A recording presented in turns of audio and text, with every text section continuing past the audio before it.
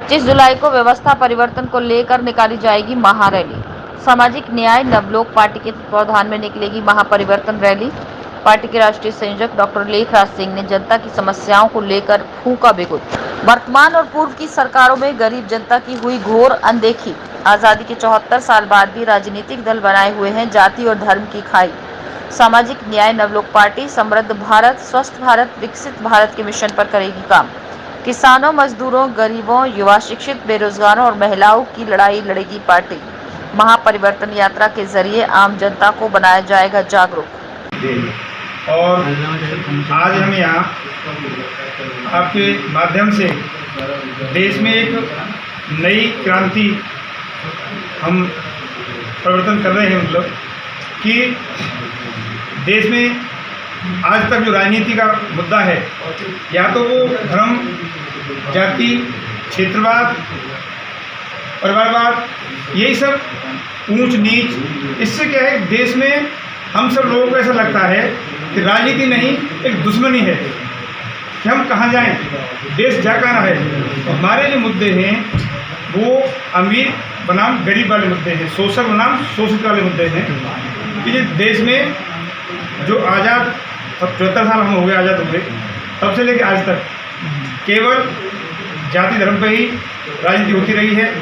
पैसे वाला पैसे वाला होता जा रहा है, गरीब गरीब होता जा रहा है, और जो एकदम अति गरीब, निम्न गरीब श्रेणी का है, उसकी झुग्गी झोंपड़ी में उठती जा रही है हवाओं में, नेताओं के खोखले, पार्टियों के खोखले बातों में, उसके क्या वोट लूटने के लिए काम किया जाता है। आपने क्या रणनीति बनाई है, क्या संगठन बनाया? हमारी रणनीति ये है कि देश में यदि हमको गरीब की वास्तविकता विकास करना है, 80% जो गरीब है वो उसमें से 78% गरीब हिंदुस्तान की जनसंख्या के रूप में गाँव में रहता है, और 2% गरीब शहरों में निवास करता है, झुग्गी झोंपड़ी।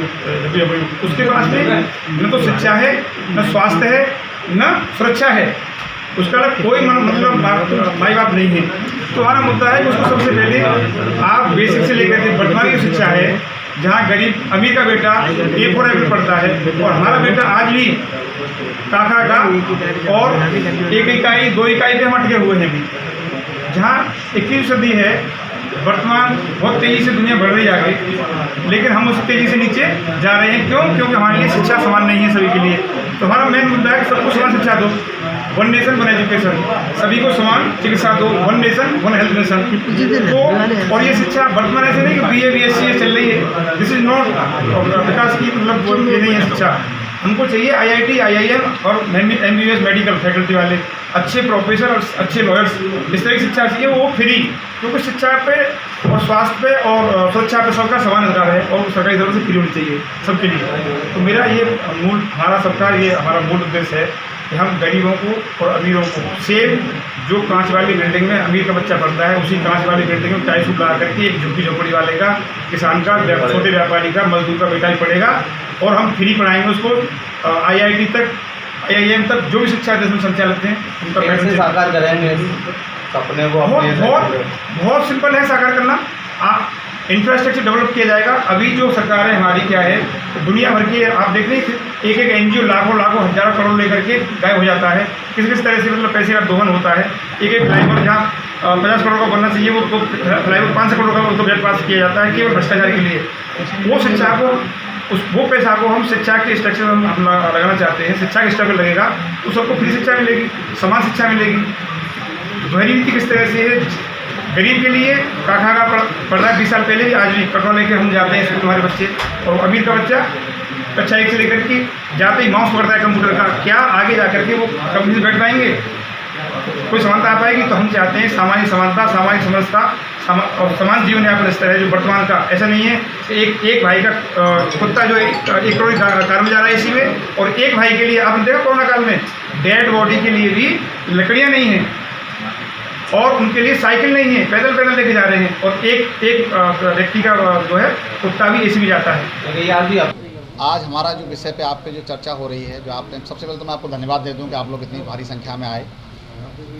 ये हमारी जो आज का जो विषय है प्रेस कॉन्फ्रेंस करने का, वो कल हम लोग जो है एक महापरिवर्तन संकल्प यात्रा कल हम लोग कलाल खड़िया से लेकर के इटावा तक जो है निकालेंगे। और उसमें लोग काफ़ी कुछ लोग जुड़ेंगे वहाँ से लेकर के यात्रा, एक संकल्प यात्रा से लोगों को एक संदेश जाएगा जो हम परिवर्तन को लेकर के लड़ाई लड़ रहे हैं।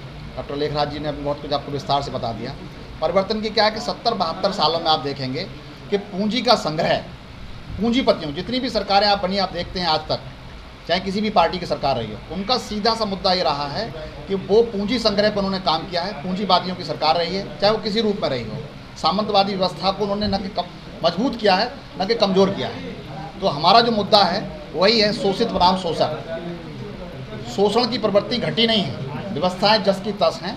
2022 में चुनाव आ रहे हैं, किस तरह से तैयारी 2022 में हमारी हर विधानसभा पे अपने संगठन की तैयारी है और हमने वहाँ पे अपने उम्मीदवारों के लिए लिस्ट मांगी हुई, हमने आवेदन मांगे हुए हैं और हम बहुत तेज़ी से, हमारे साथ जनबल बहुत तेज़ी से बढ़ रहा है, बहुत तेज़ी से हमारी पार्टी का प्रचार प्रसार चल रहा है। अकेले लड़ेंगे, गठबंधन के साथ होगा? ये समय पर निर्भर करता है। अगर हमारी विचारधारा से अगर अन्य किसी पार्टी का मेल खाता है तो हम जरूर निश्चित रूप से उनके साथ गठबंधन करने के तत्पर रहेंगे। लेकिन हमारी जो विचारधारा है, जो मूल विचारधारा है, सबसे बड़ा मुद्दा यही है कि जो व्यवस्था परिवर्तन की बात है, अगर उस विचार से हमारे विचार मेल खाएंगे तभी आगे जा करके हमारा किसी पार्टी से तालमेल संभव होगा। 20 तारीख को जो हमारी महापरिवर्तन यात्रा कलाल खीरी आगरा से और इटावा तक जाने वाली है, उसका मेन उद्देश्य ये है कि देश को आज़ाद हुए 74 वर्ष हो गए और 74 वर्ष में हर पार्टी और हर सरकार ने एक ही नारे पर सरकार बनाई है कि गरीबी हटाएंगे, लेकिन 74 साल बाद गरीबी यथावत है, गरीबी हटी नहीं।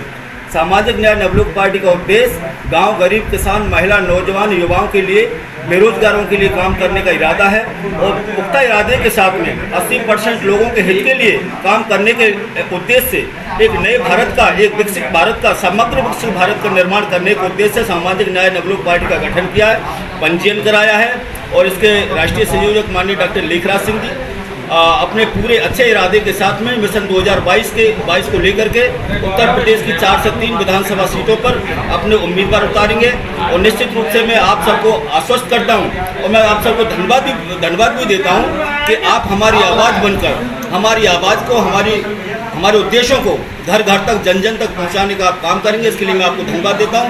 2022 में ज़्यादा से ज़्यादा विधायक हमारे चुनकर के विधानसभा में पहुंचेंगे और प्रदेश की जनता की आवाज़ बनेंगे, 23 करोड़ लोगों की आवाज़ बनेंगे, ये मैं आपको आश्वस्त